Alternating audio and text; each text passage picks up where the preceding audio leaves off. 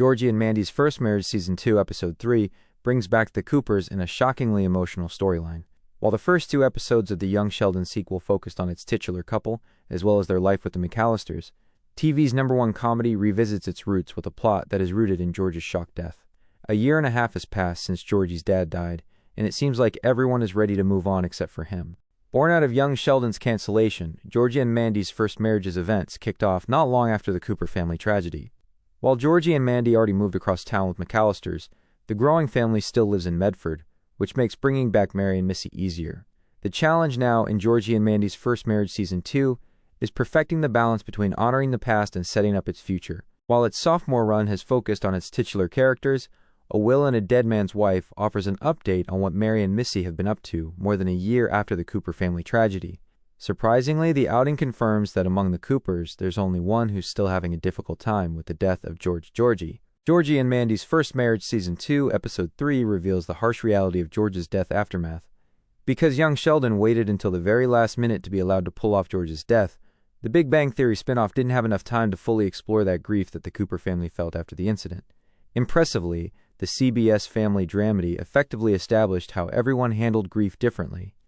Georgie and Mandy's First Marriage allows to continue exploring this narrative. Impressively, the spin-off sequel reveals the surprising way that the remaining Texas-based Cooper has been holding up. Mary is thinking about dating again, a shock, given how she swore off love in the immediate aftermath of George's death. Missy, who had the most difficult time coping with losing her father and has had a tumultuous relationship with her mom, is suddenly supportive of Mary revisiting romance. I'm ready for you to be ready. Meanwhile, Georgie struggles coming to terms with his mom and sister, seemingly moving on from the loss of George. Considering how Mary helped Georgie secure the money for his business, it's interesting that he's openly against his mom finding companionship. Throughout this time, the Cooper's eldest has been the most pragmatic, which makes him so effective in taking over the family.